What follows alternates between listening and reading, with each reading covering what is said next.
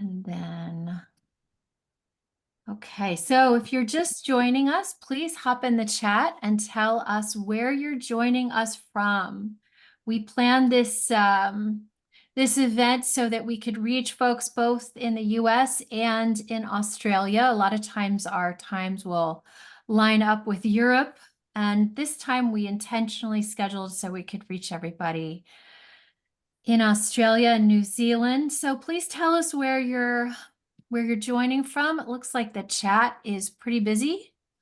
Let's see what we've got. The Philippines, Boston, Las Vegas, Canada. Hello, everyone from, Palm Beach State College in Florida. So if you're just joining us, we're going to get underway in a few minutes. My name's Kelly. I'm with VIA Institute on Character, and I will introduce you to our speakers when we get underway. So come on in and tell us, find the chat and tell us where you are joining from. Fredericksburg, Virginia, Australia, Central Coast, Australia, boyhood home, Fredericksburg, Virginia. Sarah, do you want to take over the admit and I'll kind of focus on the chat? Is that okay with you? Yeah, definitely.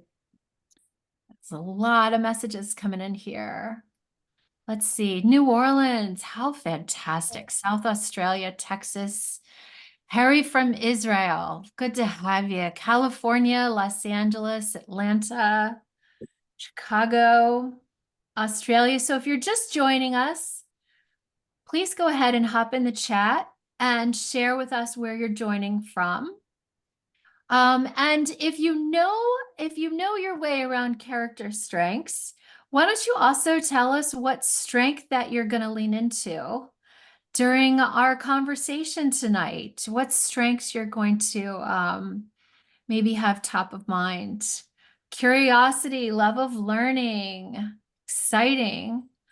So tell us what strength you're leaning into and where you're joining us from. So we'll see a combination of locations, humor and playfulness. That's a lovely, it's 6 o'clock my time, so that's lovely. And in Sydney, it's just now 10 a.m. and it's tomorrow. It's always so crazy. Zest in Sydney, Australia. Love that. Love of learning. Got a lot of love of learning, appreciation of excellence. Well, that's always one of my favorites too, actually. Oh, perseverance in Louisville. So I'm from Louisville, Kentucky. That's my hometown. So good to see perseverance. It's actually one thing that kind of gets me through. Okay, it's 6:01. Let's just percolate for maybe 2 more minutes. Give folks time to enter. I can see large groups of people are still coming in through the waiting room. Hi, are we going to get the PowerPoint later? Good news, we don't really have the PowerPoint just has 3 slides in it. So you get to take a break from PowerPoint tonight. You'll mostly get to hear from 2 really amazing, talented people, and creativity from Princeton. So we won't really have a PowerPoint deck to distribute afterwards, but that's a great question, and I appreciate that. Let's see. Auckland, New Zealand, love of learning and gratitude from South Australia. So it's 6:01. We're going to just wait another minute before we get underway. So if you're just joining us, go ahead and tell us where you're joining from and what character strength you intend to lean into tonight. If you know your way around character strengths, just share with us. Cleveland, Ohio, Germany. So gosh, I think it's really late in Germany, actually, when I looked at scheduling this. Love of learning from Ireland. My character strength is, intellection. Connecticut, gratitude. Forgiveness, Sydney, Australia. I am always working on forgiveness. I'm always trying to get better at that. Vermont and gratitude. Kindness. This is beautiful. So with that, we're getting up to 6:02, and I think this is a nice time to start transitioning to our panelists. And I say that because I know we have a lot of content to cover tonight. And so with that, I'm going to go ahead and just start some light introductions. I know folks will be joining us probably for the next 5, maybe even 10 minutes or so. So I will pause intermittently and just welcome those who are joining us. My name is Kelly Cummings. I am Vice President of Marketing at VIA Institute on Character. I'm tremendously proud to work for this phenomenal organization. My partner in crime is Sarah Webb. She's here helping us hold down the fort and keep things percolating as we go forward. And with that, I'm going to go ahead and introduce our 2 speakers for tonight. We are honored to have 2 phenomenal, talented, and experienced speakers. But first, I'm going to introduce Dr. Suzy Green, who's founder and CEO of the Positivity Institute. She is a clinical and coaching psychologist. She is the co-editor of Positive Psychology Coaching in Practice and Positive Psychology Coaching in the Workplace. Suzy, you must love to get editing done quickly. You've got to be quick to get all that done. Yeah, Go ahead. sure. Yes, you got to be quick. Suzy lectured in the coaching psychology unit, University of Sydney for 10 years, and is currently an honorary professor at UTS Business School, Sydney, and the University of East London. She's also an honorary fellow at the Centre for Wellbeing Science, University of Melbourne, an honorary vice president of the International Society for Coaching Psychology, an affiliate of the Institute for Wellbeing, Cambridge University, and a member of the Scientific Advisory Board for Coach Hub. So I'm going to introduce Faisal, but first, Suzy, would you like to just say hello to the audience?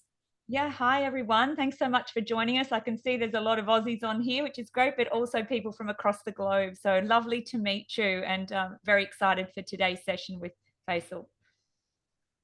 Okay, and next, Faisal Nadir Khan, founder of One Extraordinary Life.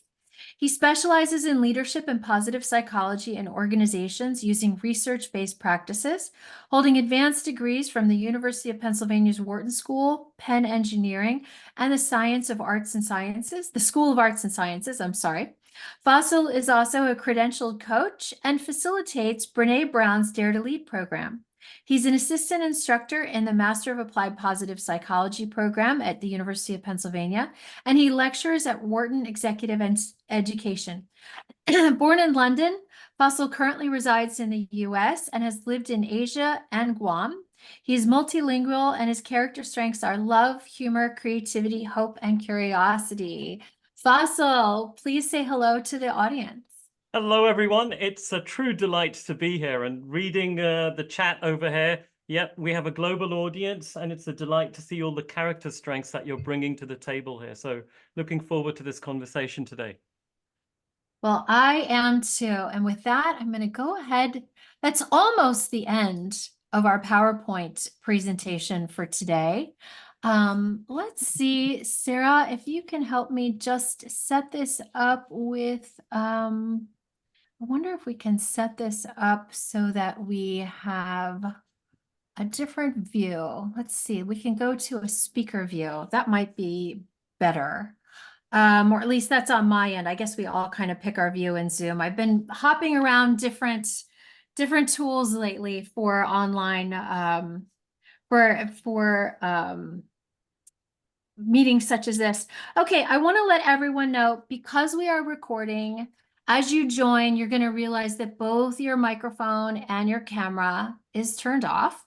And that's really just because we are recording. We welcome you to hop into the chat with your questions. We intend to answer your questions at the end. That's our goal. But we also will try to weave things in where we have an opportunity during the presentation. And with that, we're going to hop into our first question. And I'm actually going to direct this question to both Dr. Suzy Green and to Faisal. So Suzy, first, I'm just going to posit this to you first. What does it mean to you to take a positive psychology approach in your coaching and consulting practice? And what I'm saying that is really sort of, understanding all the different ways that people approach their coaching work, that they approach their consulting work. For you, how do you define what it means to be a positive psychology coach and practitioner?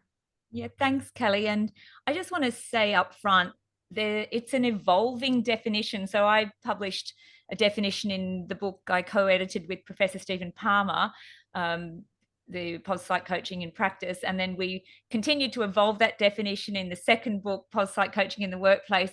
And having recently just attended Vancouver to the International Pos Psych Congress, I was involved in a workshop and a panel with Robert Biswas-Diener, Alona Bonnywell, Christian Van Nieuwburg. And we had quite I don't want to say heated, but we've got different perspectives on it. And I think that's really healthy overall for the field. But for me right now, it's taking the science, and that's a big ask, first of all, because there's so much research coming out. And even for someone like myself that, is pretty persistent about being across the emerging research, there's so much that it's impossible to be across all of it. But as best as you can, being aware of the emerging research, and research is evolving, and things that we learned before, we're getting much more nuanced understandings. And then that's the science part of positive psychology, the umbrella of positive psychology science. But for me, it's a real art in how you actually bring that to life in an evidence-based coaching context. I think having coached many people over many years, it's thinking about who is sitting in front of me right now, who is this individual, and in my, database of information, and, what might be helpful. And so you probably wouldn't see me being too explicit, although from time to time I do like to, with the permission of the coachee, share some research because I know it and I love it. But this is part of the conversation we had with Robert, Alona, and Christian.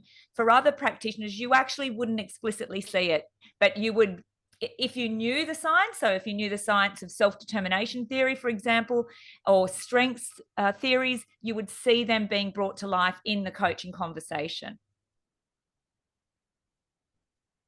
Wonderful. So thoughtful. And I got to attend a little bit of that panel discussion that you're referring to in Vancouver. It was amazing to have all of you weighing in on that.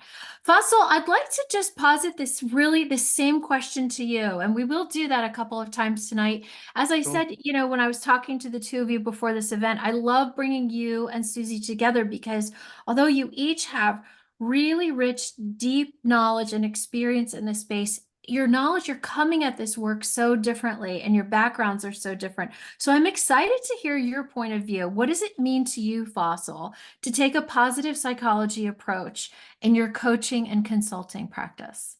Yeah, I think it's a great question. I love, Suzy, you alluding to the fact that the definition is constantly evolving.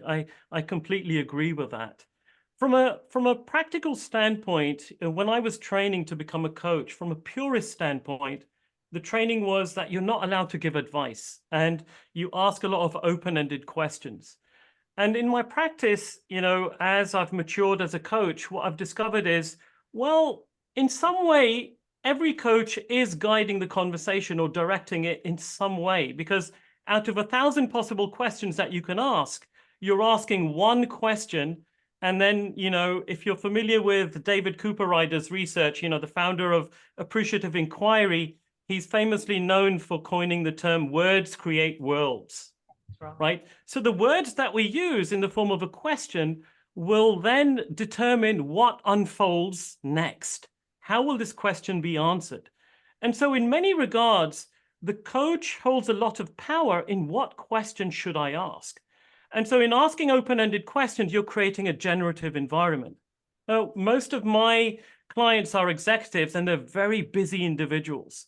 And so if I ask them questions like, well, what do you think about this? And, let's reflect on this. And they only have half an hour for this coaching session. They're like, hey, let's speed this up a bit. And so I've found there's two circumstances in which positive psychology in particular plays a very prominent role. One is where if you've tapped into the resourcefulness of your client and they're hitting some kind of a hurdle and they need that little nudge. And then the question that you can ask, if it's research-based and it had some scientific oomph behind it, you can prod and nudge the client in a certain direction to help them overcome that little hurdle. So the exhaustion of resourcefulness, you know, the belief in coaching is that the client is resourceful and you're tapping into their resources, but that little nudge from a scientific standpoint can help. And an example of that would be, well, how can you think about this differently, right? So you're helping the client reframe their thoughts, and you know behind that there is robust science around, for example, cognitive behavioral therapy, right? So that's one example. The other is where the client might ask you for some advice. And in that case, you know, as a responsible coach, you will, you know, ask for permission, or you will have set that early on in the coaching arrangement. You will have designed the alliance, you know, how would you like this to play out? And then wearing a consulting hat, you can offer some advice where you feel you carry the expertise and can disseminate that information in a responsible manner. In this case, I do feel I have certain expertise in positive psychology. And so I would impart that advice. And it would be similar to answering a question like, what's a good book that I can read on this, right? And so in that case, I would say, well, you know, it looks like curiosity is one of your strengths. Why don't you go and read what the VIA Institute has to say about curiosity, or read the research around that? And then if they want some live real-time information on that, we could extend the coaching conversation to that domain. So those are two examples where you're hitting a hurdle in terms of resourcefulness and you have a certain expertise. And then secondly, where it's directly asked. And I think coming from a psychological perspective can add a lot of value to one's coaching practice in that fashion. That's fascinating. Both of your answers were so interesting. Suzy, I just want to give you a chance. Is there anything else? Yeah. We're not in a rush as we work through these No. questions, so we can just kind of keep it sort of loose and easy. If there's anything else you'd like to say on this topic before we move on. I think Faisal's right. And in fact, our colleague Robert Biswas-Diener, in his wonderful new book, Positive Provocation, one of the chapters is on this historical idea of, no telling, it's ask, no tell. And I think for me, when you do have, particularly if you've got a master's in positive psychology or, a background in wellbeing science, then for me, there is, one could even argue, a duty of care around sharing some of that, what the current research tells us. How you do that, which is what I was saying before, can vary. I tend to attract people that know my scientific background. And so when I say to them, how much do you want to know? And a lot of them will say, I actually want to know a lot. So can you please, weave it in or send me some papers? And others might say a little bit light on, Suzy, not so much of the science. So, but yeah, I think if coaching is, as it now is, as third generation coaching, recognized as coaching for performance and well-being, and this has been my argument for many years at conferences when I was presenting on positive psych at coaching conferences, and people were sort of looking at me, why are you here? Well, if we're talking about coaching being in the business of well-being enhancement, then it makes sense to me that we should know a little bit about well-being science. Absolutely. Faisal, do you want anything that you'd like to add there? Yeah, as you were introducing Suzy, you mentioned her affiliation with the University of East London. And that is one of the universities globally that is now becoming more and more acknowledged around its coaching psychology practice, so much so that their MAP degree is actually called MAP-CP, Masters of Applied Positive Psychology and Coaching Psychology. And so the notion north of neutral, as Chris Peterson, famously coined, I first learned that phrase when I was training to become a coach before I discovered positive psychology. And then once I, learned positive psychology and studied it, I became familiar with, what does north of neutral actually mean? And so the absence of illness does not necessarily mean you're in a state of well-being. It's it will put you at a neutral state, and to move north of neutral, there's a whole science behind it. And so I think as the practice of coaching continues to evolve, and the practice of positive psychology also continues to evolve, both will continue to support each other and overlap each other even more. So I think we can expect to see even more of a confluence of these two disciplines in the future. Could I just say, Kelly, quickly, because many people may or may not know that coaching psychology is my background, and we here at the University of Sydney had the world's first coaching psychology unit, but it's still my experience that many people aren't familiar with that field, that complementary field to positive psychology, and they're just like, I call them best friends in so many ways. So for those on here that perhaps have done MAPS and don't know about coaching psychology, please do a little bit more research. I have resources on our website, but absolutely there's such a perfect fit. I'm so glad you did that. And I also am kind of glad with the pacing that we've just established. We're unpacking things. And if I move into the next question, because I'm excited to ask it, you're both welcome to pull us back if there's something that you'd like to say. This is an easy, relaxed environment. Sure. I just want to kind of set that tone. And I also want to go ahead and just welcome that I may be saying something incorrectly. I got somebody corrected me in the chat. My dear friend, Faisal, someone's told me I'm saying your name incorrectly. Should I say your name differently? You know what? I'm not too particular about it. It is pronounced Faisal. So in American English, as you would say castle, C-A-S-T-L-E, replace the C with an F and Faisal. That's the easiest I've learned to describe it to an American audience. But the truth is it's pronounced differently in different parts of the world. But the name has its origins in Arabic, and the absolute pronunciation is Faisal. So Faisal. Yes, thank you. And I think in French that means easy. So I should be able to do that. Okay, well, yeah. Facile. So There you go. Not the same. Okay, so I'm moving on to our next question. It's a brave new world. Here we go. As a positive psychology coach and consultant, you each support individuals in a variety of different situations and contexts.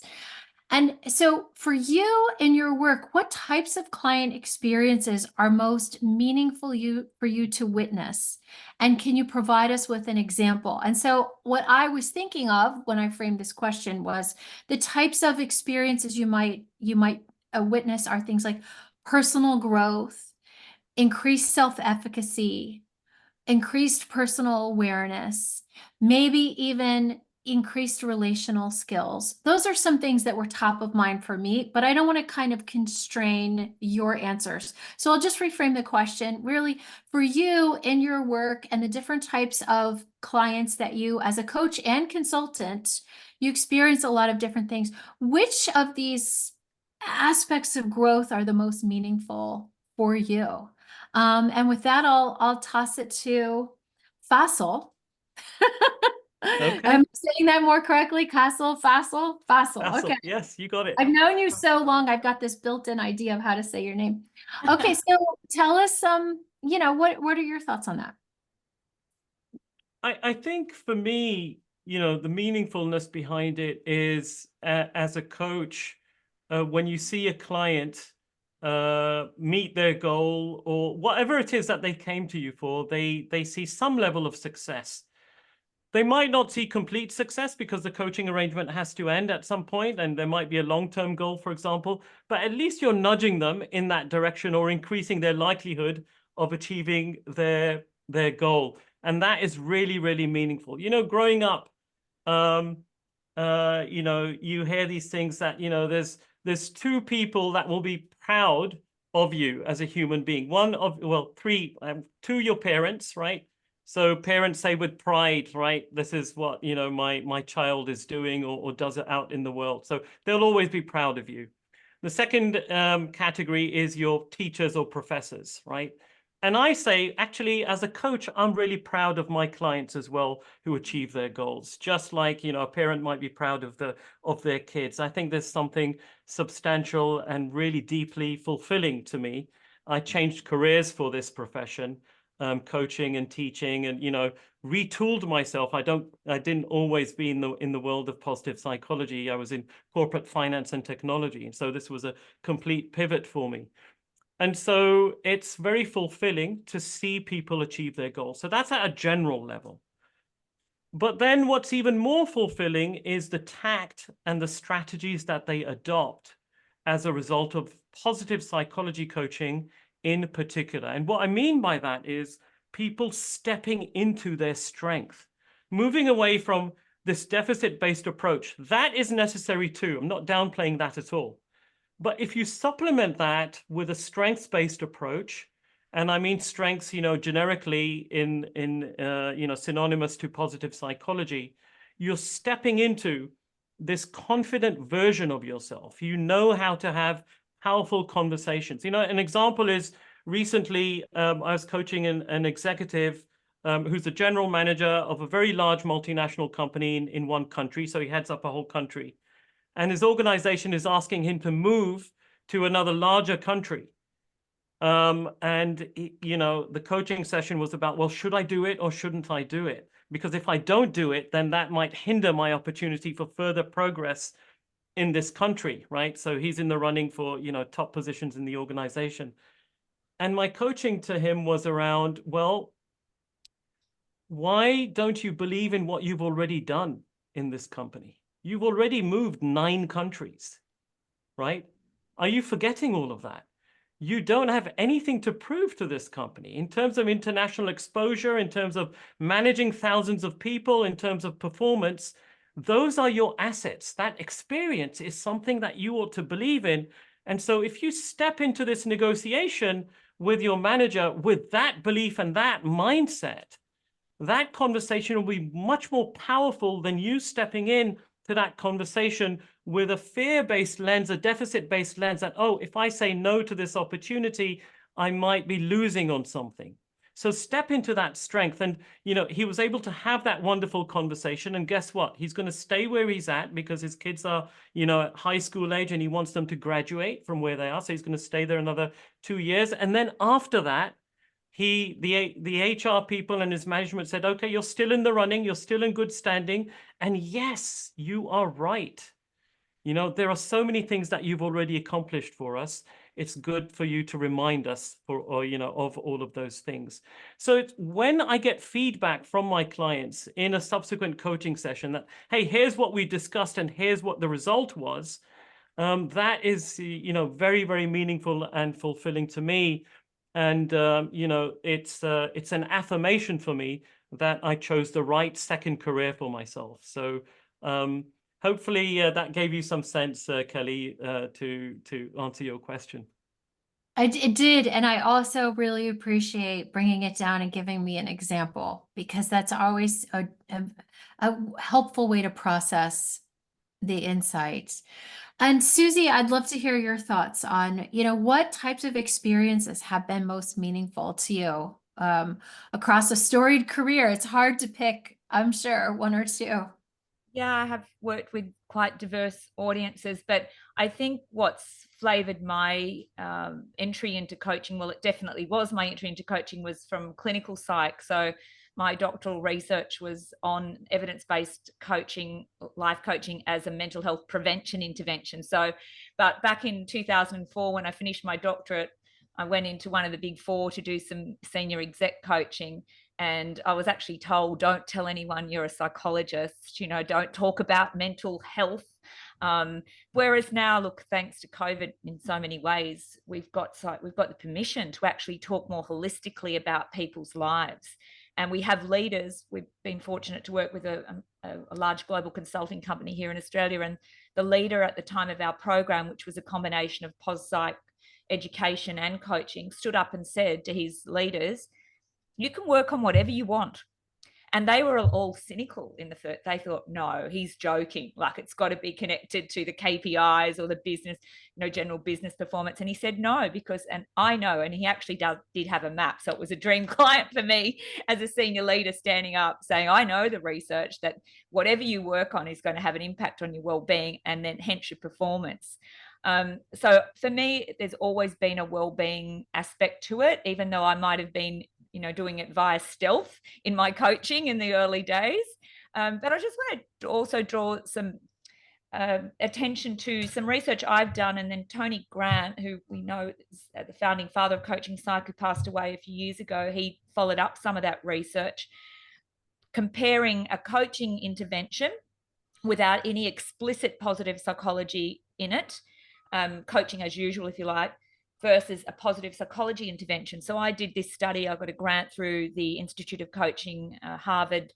And interestingly enough, what we know is that coaching, if you think about coaching, people come to coaching with whatever goal it is, as Faisal was saying, like people have various goals.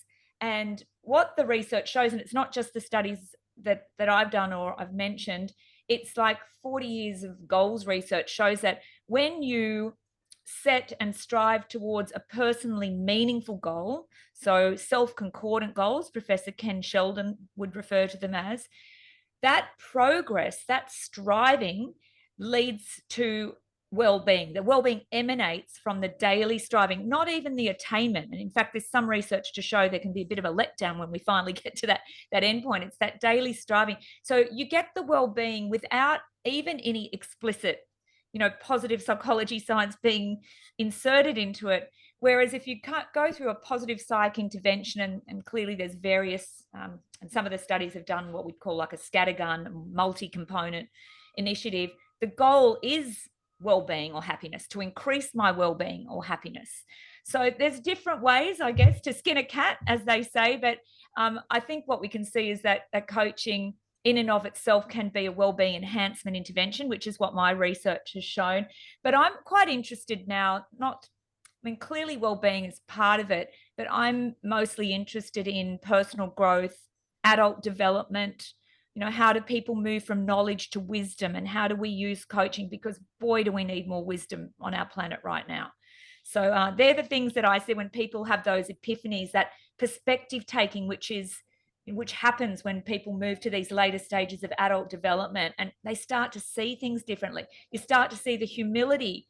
They're not so attached to their egoic attachment to their way of seeing things. So they're the things that I'm most interested. I'm on my own journey around that myself, but they're the things I think we have huge potential, particularly at this time on our planet. You're on mute, Kelly. That was beautiful. Thank you both. That was just lovely. So I'm going to go on to our next question, and not surprisingly, here at the Institute on Character, we think a lot about the role of character strengths across all domains of life and across all practices. And we think a lot about the role of character strengths in coaching and in things like personal development. And I would just love to hear from both of you your thoughts on character strengths in personal development. How does maybe knowledge of strengths or strengths literacy or lead to an activation of strengths? How does this help propel people towards growth in maybe different ways that you both might define it? And Faisal, I will wait. I think I'm just stuck in saying your name the way I've known it for so long. I'll defer to you if you don't mind. We'll start there. Yeah. I think one of the key things in terms of personal growth or growth in all domains of life is self-awareness. That's a big thing for me, is to help build self-awareness, because without that, without knowing where you are, it will be difficult for you to go where you want to be or to measure your progress along the way. And when it comes to growth, positive psychology in many ways is the language and has the frameworks that allow you to grow or help you to grow in a structured fashion. What are those things? What is that language? And this is where, the scaffolding of character strengths comes into play as well, right? This notion of who do I need to be and who am I being right now, right? And so is there a gap between the two? And then can I bring some intentionality to be a certain version of myself that's called for in this moment?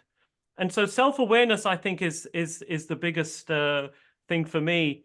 And then, across all domains of life. So Stu Friedman at the Wharton School teaches this course, and he also wrote a book called Total Leadership. And he defines leadership across 4 domains. The self, how do you lead yourself? And that's where self-awareness comes into play.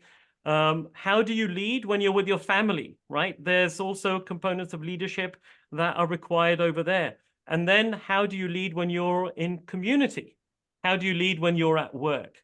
And his notion of leadership is if you have 4 circles signifying each of these 4 domains, the more overlap you have between them. And if you can form 4 concentric circles that are of the same size where there's complete overlap, that is a definition of authenticity. Because now you don't have to be a different version of yourself in different domains of your life. And life all of a sudden becomes a lot more easier because you are leading, the key word, your life in different domains in an authentic fashion. And I think that self-awareness allows us to develop in different ways. Okay, where do we need to stretch in which domain of our life?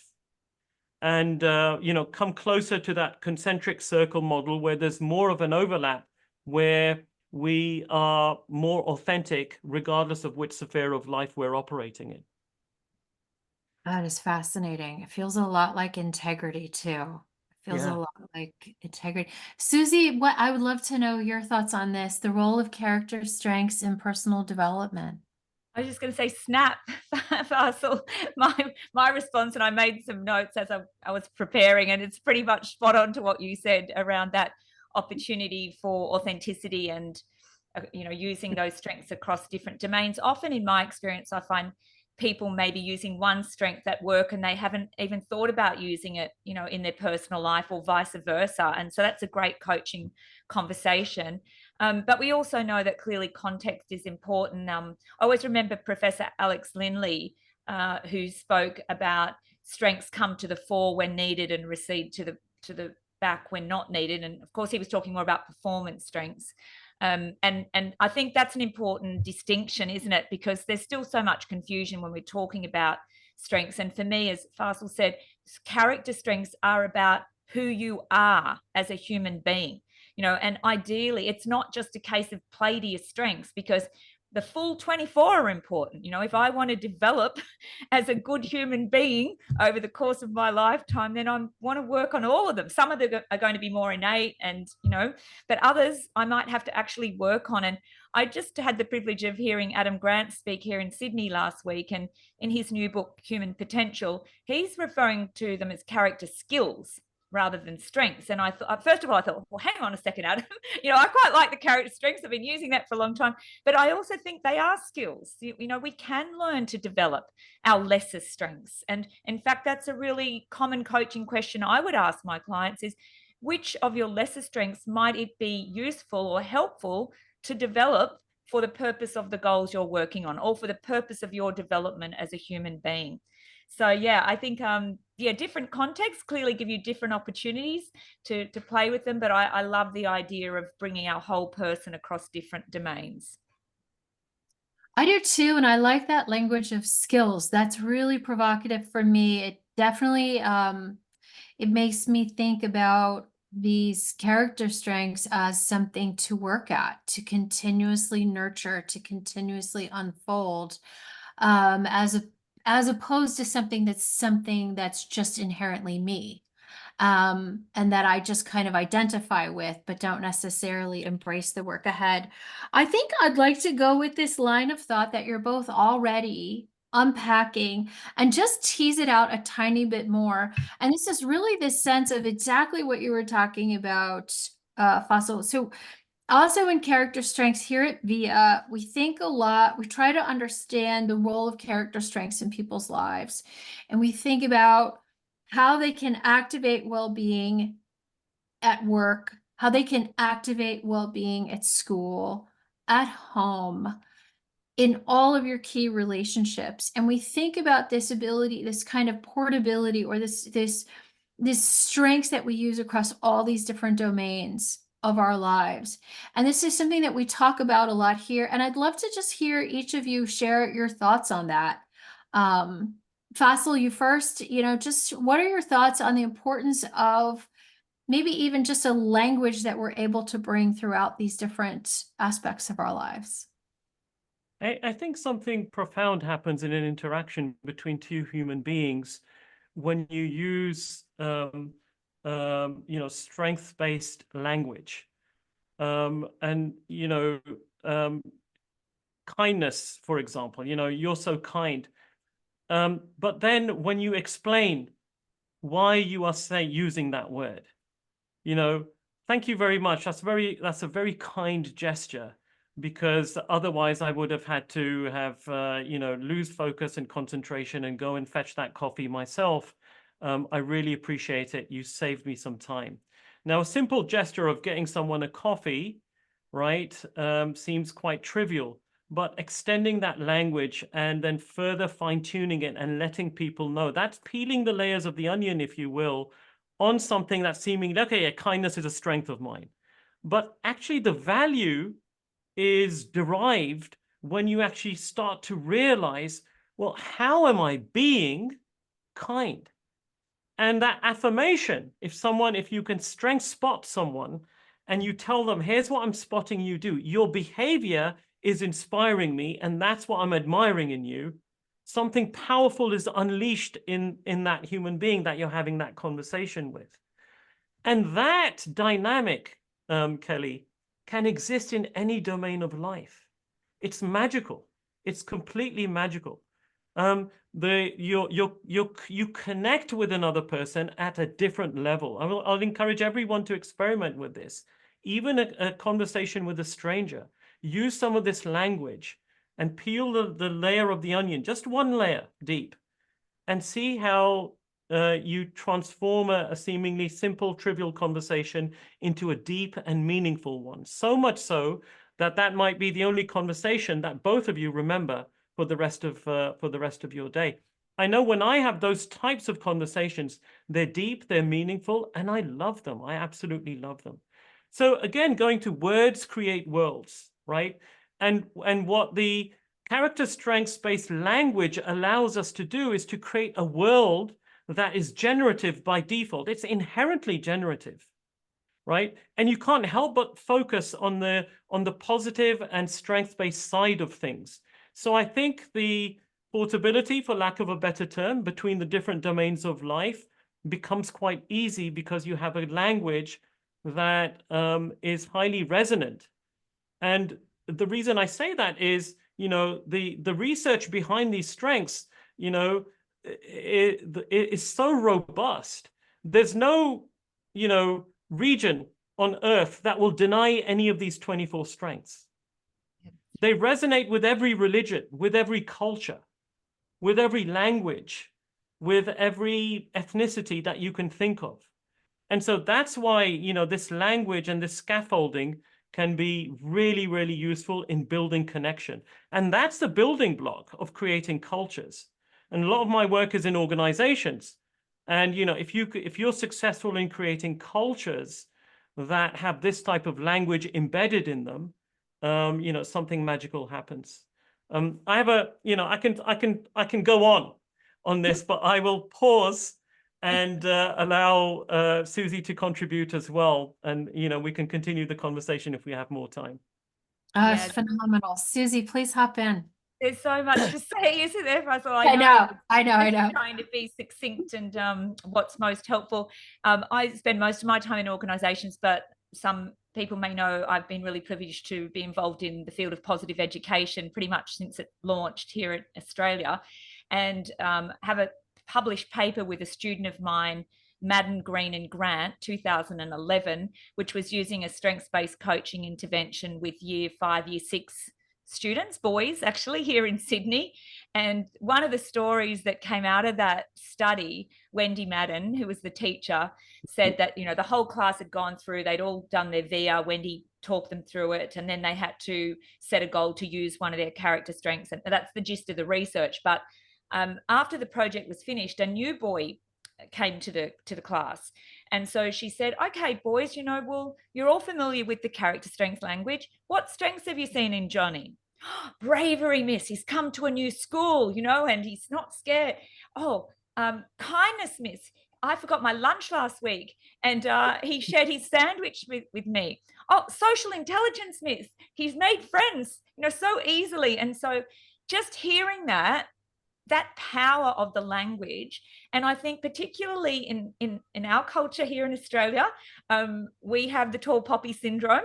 It does seem to be changing over time, but I myself have been brought up where there's higher levels of humility and modesty, and you don't talk about your strengths. You don't have a language for strengths. And this is a conversation I've had with Robert Biswar's Dina, early on, who has sort of moved some of his thinking around perhaps not using assessment so much. But for me and my clients, the assessment is so powerful in giving them a language, and then their whole body language changes when they, oh, that is one of my strengths. And particularly if you do a strength spotting exercise, and like Faisal said, we place all the cards down. This is one of my favorite activities. And then give instructions, say if it's a team, could be a whole school of teachers. I've done it on a large scale as well. And the instructions are, make sure everybody gets a card first and foremost. So be mindful that everyone receives a card, but pick up a card and give it to someone where you've seen that strength in action. And don't just go, here you go, pat in the back. Give an example, as Faisal said, give an example of where you've seen that strength used. And people have blind spots about their strengths, and particularly if they're signature strengths that it's just been who they are. Like I have zest, energy, and vitality. And when I first did it many years ago, I went, really?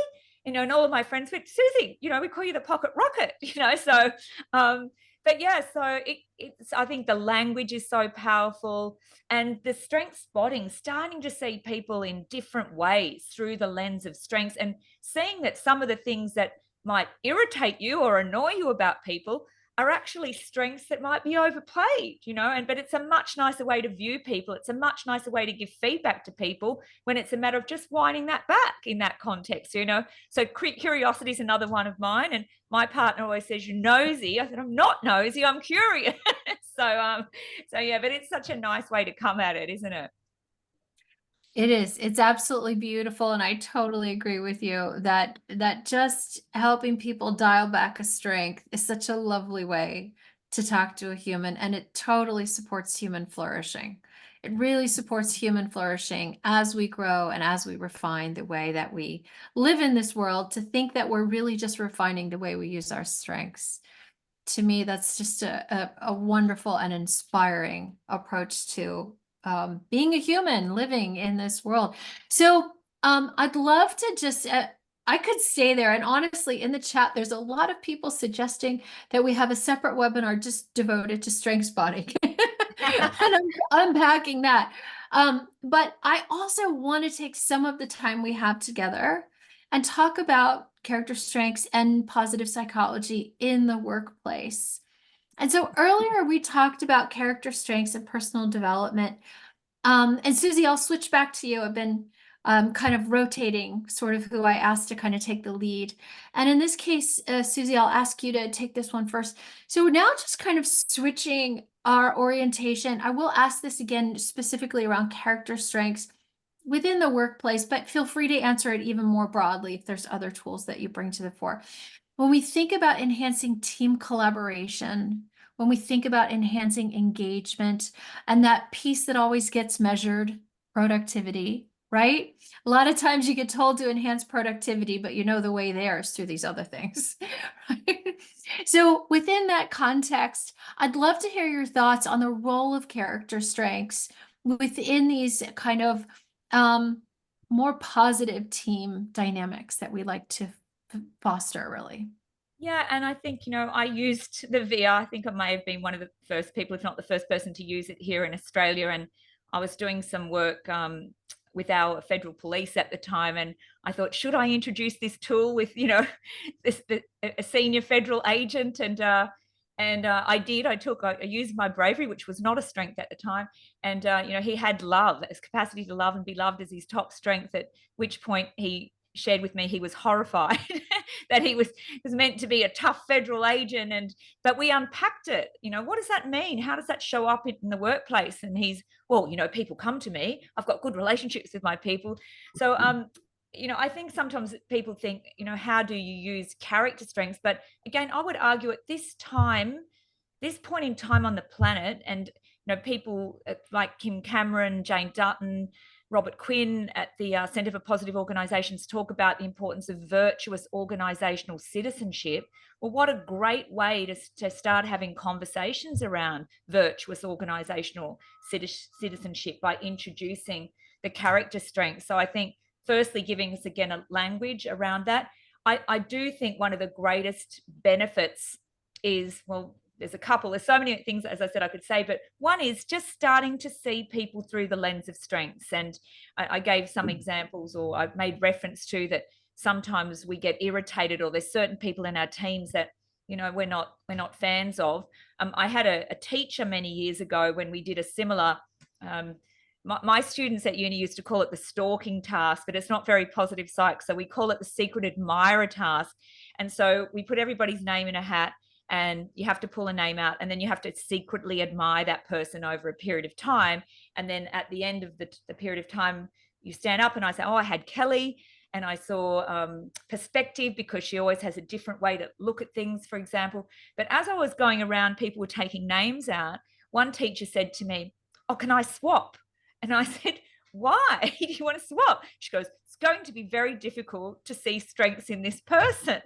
And I said, that's the whole point of the exercise, is that we all have strengths, but as we know, what you focus on grows. So, and again, it might be, as we said, a strength that might be overplayed or somehow in conflict to one of your strengths. So just starting to see people differently is going to build that high quality connection, positive relationships with people.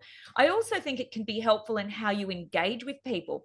And I had one of my coaching clients in an organization who, she said her boss, every time she took a project to him, even like multiple times she'd been backwards and forwards, they called him the tinkerer, because he could not let it go. He had to constantly, ask questions. And again, curiosity as a top strength. I think perhaps love of learning. And so when she knew that, it firstly made sense of why he was like that, but she'd go prepared in the first instance. She'd give a lot more thought to what might be the questions he asks so that I'm prepared for it. And I'll give another personal example. So my partner is quite introverted. I'm extroverted introvert, to be honest, but after I've been here in Sydney, he lives down the South Coast. He has quite a quiet lifestyle down the South Coast, which is good for my well-being. But I'm quite, I'm zesty. I've been running workshops. There's so many exciting things happening. I get down the South Coast, and he's like, Suzy, breathe. Can you bring it down a little bit? And I usually say to people, it's not that you're not letting your light shine, but because I value that relationship, or whatever the relationship, I'm mindful of how I show up, whether I wind strengths up or whether I wind them down. So I think that from a team perspective can really help with where there's tensions or conflicts, and building compassion for people, which is, again, some of the work of Jane Dutton and Monica Warline that we need in organizations right now. I love that. I really love that. And it's a little piece that I haven't put together on my own, just that a strengths-based approach to seeing each other is definitely a catalyst for compassion in the workplace. Faisal, tell me your point of view on this topic. Yeah, I think, most organizations have values, right? And in many organizations, they're just words on a wall or just statements, and there's no oomph behind them, no action behind them. And I think the language and the research behind character strengths allows us to bring to action these values, these words on a wall. How do we enact them? I mean, VIA started life as values in action, right? That's what VIA stands for. Now it's kind of rebranded and just called VIA, but that's the essence of it. How do we enact this? How do we behave in a way? how do we do? So it's not just about the being. Before I alluded to the being piece, this is a doing piece as well. It's an amalgamation of both of these things. So I think in organizations, when we institute this language and when we role model it, the types of behaviors that exemplify some of these character strengths, people all across the organization leave inspired, or they stay inspired. And I think it kind of spreads as a result of that. So the one thing is how to bring to life the values that an organization might have. And this is a great tool if an organization, or a department for that matter, or a team doesn't have a set of values, to start exploring this as a team. What are the values? And then building on what Suzy just said, you know, the compassion piece I think is so important. So earlier I alluded to self-awareness.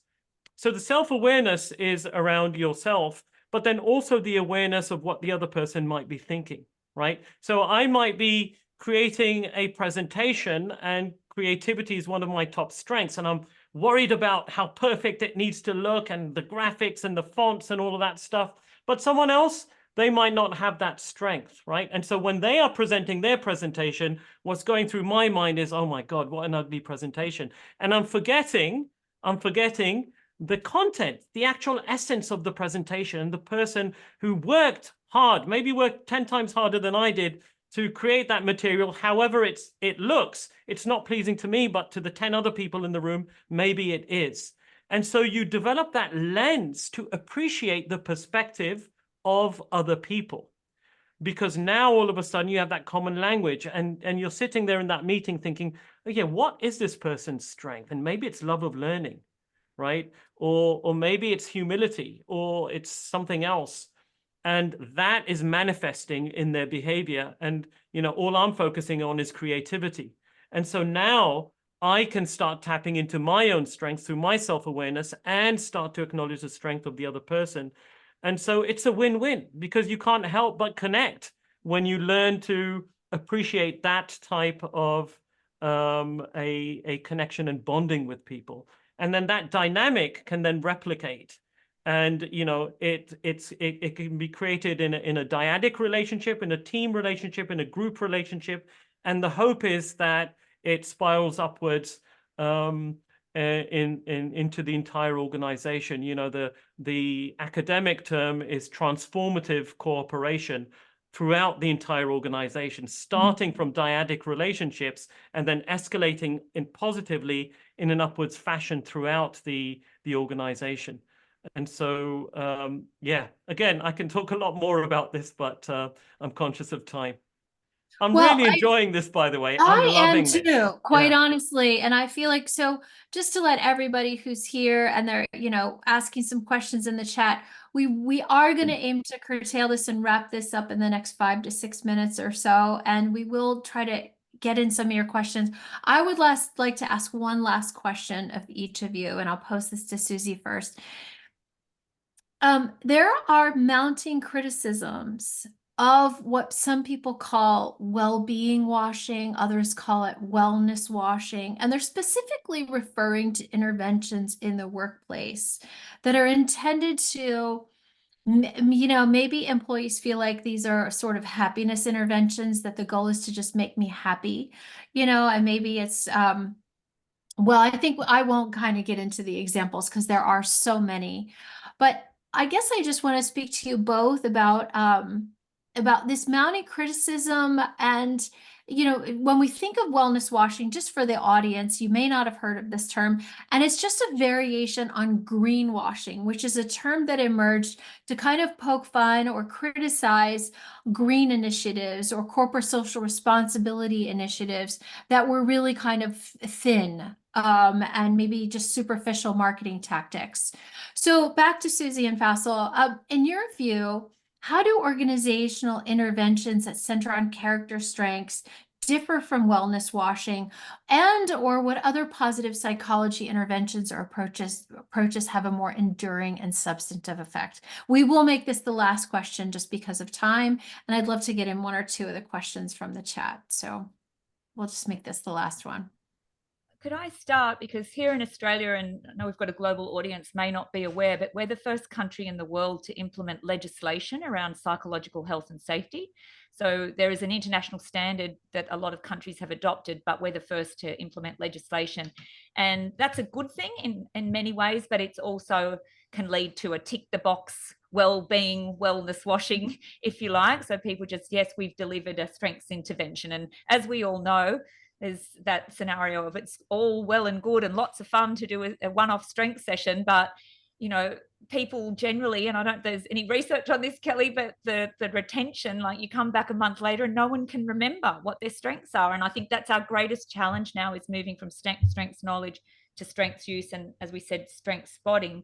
I think there's a real opportunity, because strengths, I don't see them as an intervention. And I think we had a bit of a discussion. And as I said, I think because they speak to who we are as human beings. And as Faisal said, doesn't matter what religion or culture, you know, whatever philosophical approach you come from, everybody, I believe, can relate in some way to the virtues and the character strengths. So for me, they're solid, they're foundational, really, rather than a one-off gratitude intervention. But in saying that, I do think we still have the similar issues of, as I said, running a one-off strength session, or even just one team in an organization doing it.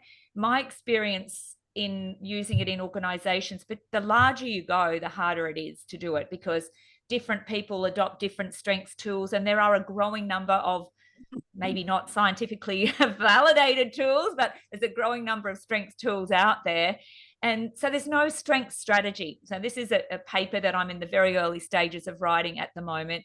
We really need to think more strategically, and hence for sustainable outcomes of, you know, what, even from recruitment, thinking about strengths into onboarding and then development and then right through to outplacement, and workplaces, much like schools as key institutions in our society. What an incredible opportunity for people that may not have, you know, gone off and meditated on a mountain to, as Faisal said, discover who they are, like to be able to be provided with the space and the permission to have these conversations. And yes, as that leader I work with said, there's definitely going to be a productivity and a, you know, a financial outcome of this, but, you know, it doesn't have to be either or. Like, it's a great opportunity. So I am a little bit biased. I do think character strengths for me is foundational. It's such a great entry point to other wellbeing science, but I think we do need to be having these conversations around the being more strategic and the embedding, you know, for sustainability. I love that. I love that. Faisal, and to you, what are your thoughts? Yeah, I think the key difference between wellness washing and you know, using the interventions for true change, both at the individual and organizational level, is a difference between who the organization is putting the onus upon to change. So if I am asking the individual to just take care of themselves and creating a gym in the organization, a little quiet room, those seem to me like little band-aid type options, and the onus is on the individual. I think the key difference is when the organization at a systemic level, system level, at the organizational level, creates interventions or practices or institutes within the organizational culture, ways of being that allow the whole culture to thrive. And, you know, this is in many ways the domain of positive organizational scholarship. You know, as Suzy alluded to earlier on, you know, University of Michigan, for example, you know, pioneers in this regard.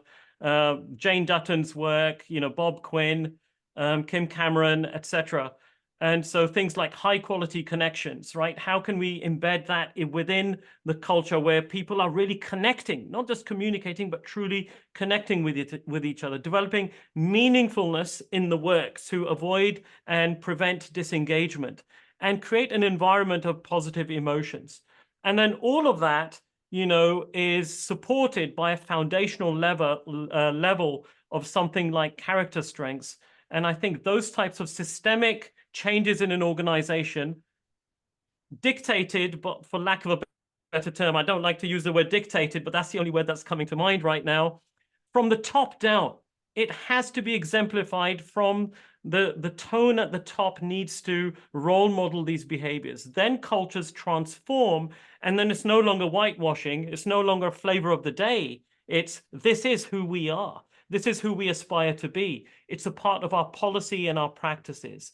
And this body of knowledge, or this part of work on how you measure how an organization is doing in this regard, is something that I'm working on, putting some knowledge and papers together around this. Suzy, I'll invite to love to collaborate with you in this regard as well, based on what you just shared. And so, I think a lot of work needs to be done in this regard. There aren't many organizations that are doing this well, but those that do really are thriving. Wow, that's so wonderful. I don't think we could have left things in a better place. In the comments, what I'm seeing is people, very enlightening talk. People are just expressing so much gratitude. It's really beautiful. I'm wondering if Sarah, I'd like to put Sarah on the spot and give her the hard task of picking out a question or two. Would you mind if I did that? Are you Yeah.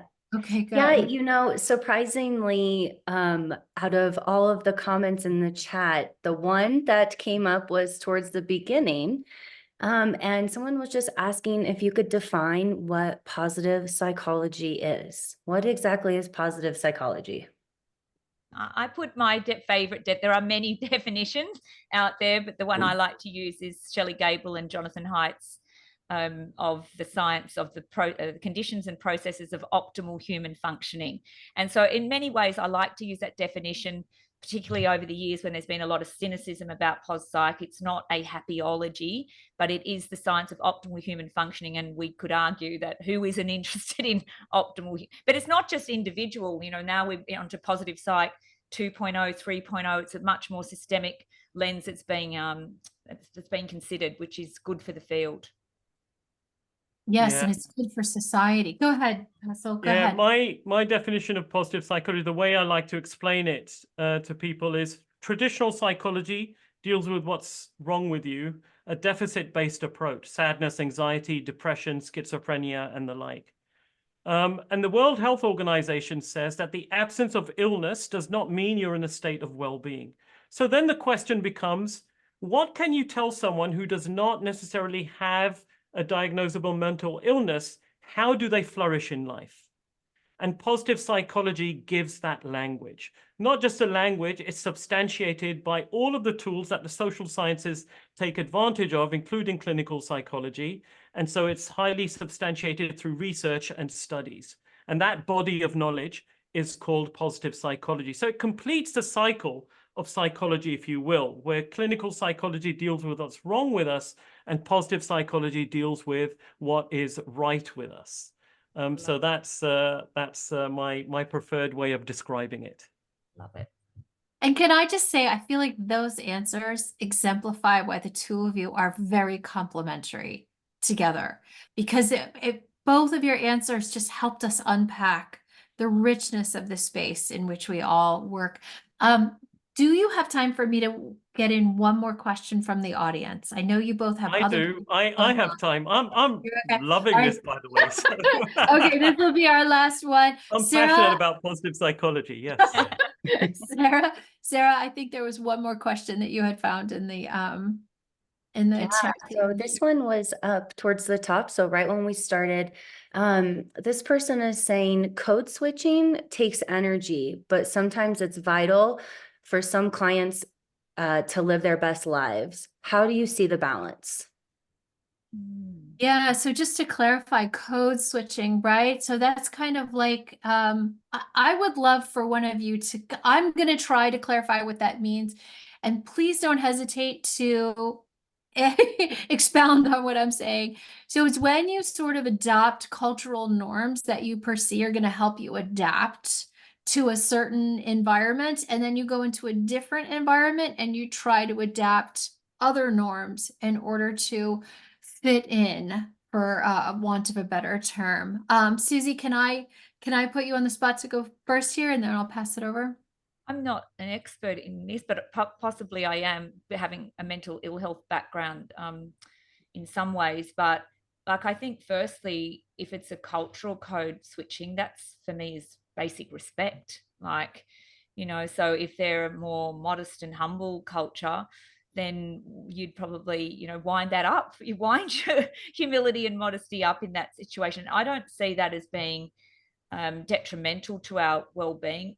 We do know, we made some reference to this earlier on, like we know that when people, in fact, you know, typical psychology, I was asked to do some presentations on authenticity, and I went and did a lit review. And of course, all of the historical literature was negative, like all of the ill effects of being inauthentic. So we know that. But I think, you know, it's not necessarily being inauthentic if there's a basic respect and understanding as to why you're code switching. But if there is, and you're really, you know, that you are having a significant shift in how you're showing up to the detriment of your well-being and others, then to me that would be problematic. But Faisal, I'd be keen to hear what your thoughts are. Cool. Thank you for that answer, Suzy. You know, the way I view it, I'm not an expert on code switching either, but I'm going to use my knowledge of character strengths here and positive psychology in general that will hopefully help. So using a positive psychological lens and a character strengths-based lens, we want to end up with behavior that is virtuous in nature, right? And one classical definition of virtue coming from the ancient philosopher Aristotle is, you know, you're doing it for its own sake. You're not doing it for an outcome or a benefit. And that is the virtuous action. So I'm being kind because that's who I want to be. And what the research substantiates is when you do that, you feel good. Not only do you feel good, you function more effectively as well, right? So what does that actually mean? And this is how I'm going to bring code switching into it. My understanding of code switching, as Suzy explained it, you know, or Kelly, you did, you know, cultural norms, etc., and you are tailoring your approach.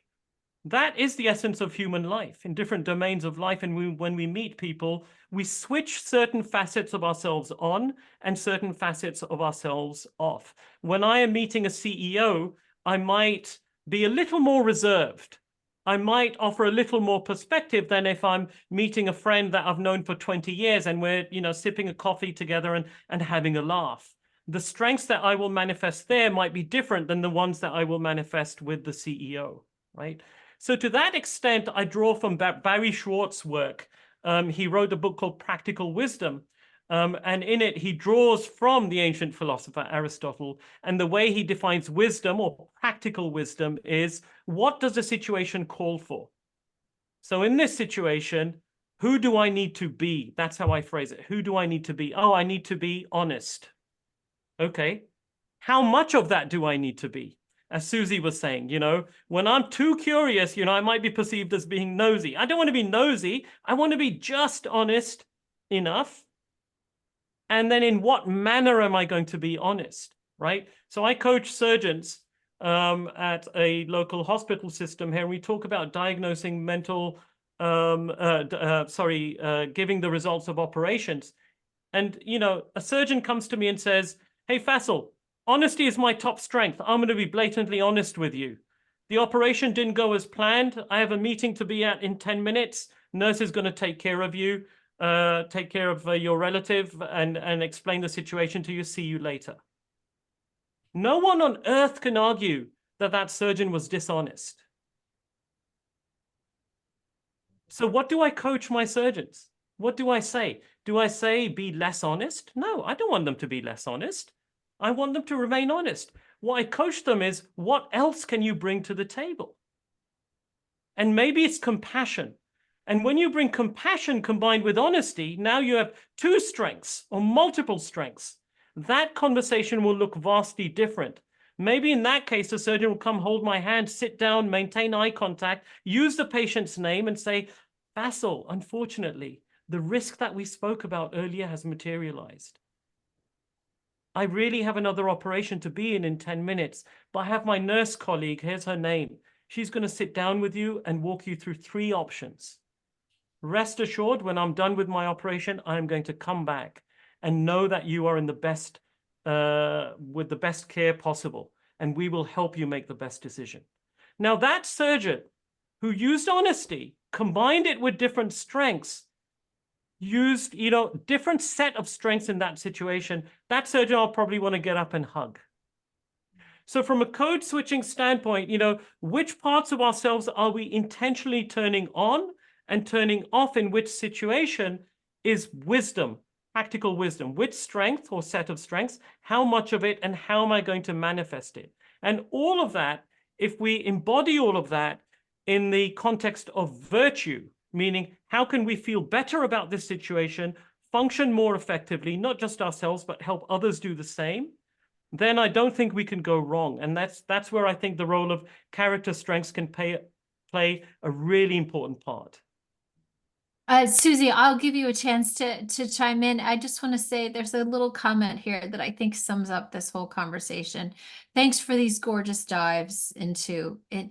These have been from both of you, gorgeous dives into each answer. Dives that I feel I could rewatch, I could unpack again. It's been a nourishing, enlivening, rich conversation. Suzy, as you answer, I'm going to try to show, we have a little discount for those who are still with us. If you are working as a coach and you would like to use Via's products and tools, we actually do have a little 20% off that we can offer to you. And it's this little code right here. And Suzy, I'll invite you to just kind of share any additional comments that you have about this rich answer that Faisal just provided. It was a wonderful answer, Faisal. I don't think I could say it as well, actually, but it was so well articulated.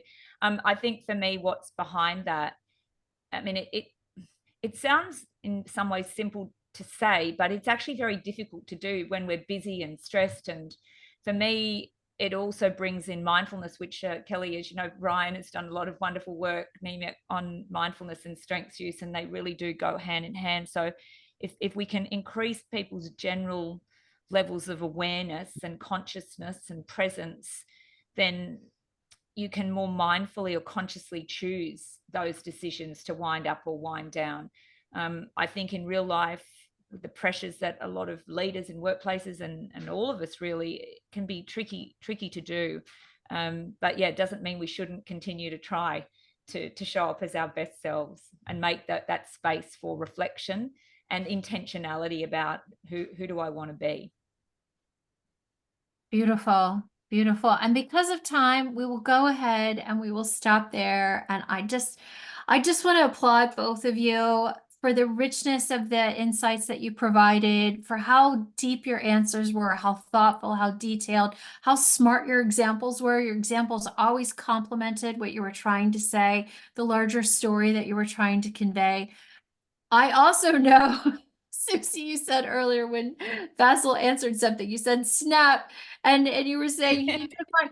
And I know that both of you, maybe that didn't happen, but you both made an effort to be very complimentary in your answers and to bring a different side to whatever someone else had just unpacked. And that's beautiful. So the gift that you both brought to this unfolding discussion tonight, Faisal, as you talked about the value of just the benefit of a rich conversation, I hope the conversation that we had here stays with all of you, stays with both of you who contributed to it, and stays with everybody who had the opportunity to chime in and listen to it. It's definitely going to stay with me. I feel massively grateful for all the things that you reminded me of and elevated my thinking around, and all my little chicken scratch of now the research I get to go unpack after this conversation. Thank you both. Do you have any parting words?